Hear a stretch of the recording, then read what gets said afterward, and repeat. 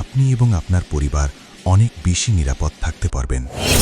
ভুল নম্বর 1, জলাবদ্ধ রাস্তা নিরাপদ ভেবে হাঁটা।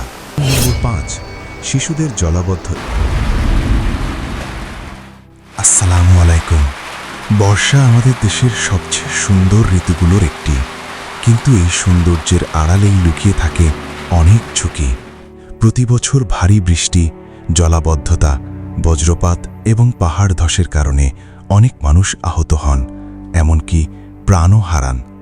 আজ আমি আপনাদের সঙ্গে শেয়ার করব বর্ষাকালে এমন 7টি ভুল যেগুলো এড়িয়ে চললে আপনি এবং আপনার পরিবার অনেক বেশি নিরাপদ থাকতে পারবেন।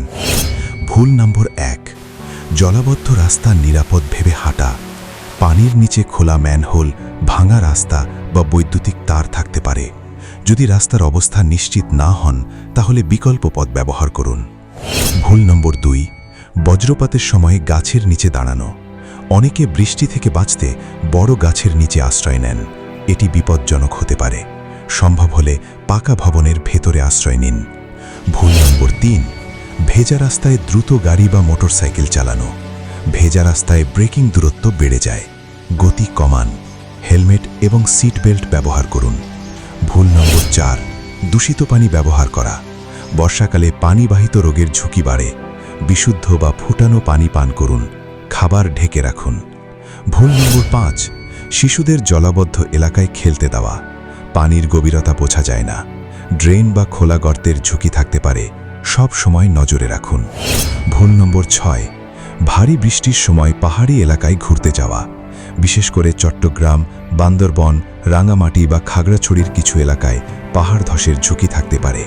স্থানীয় কর্তৃপক্ষের নির্দেশনা মেনে চলুন। ভুল নম্বর 7, জরুরি প্রস্তুতি না রাখা। একটি ছোট ইমার্জেন্সি কিট রাখুন। টর্চ, পাওয়ার ব্যাংক, প্রয়োজনীয় ঔষধ, শুকনো খাবার, বিশুদ্ধ পানি, এগুলো জরুরি পরিস্থিতিতে অনেক কাজে আসে।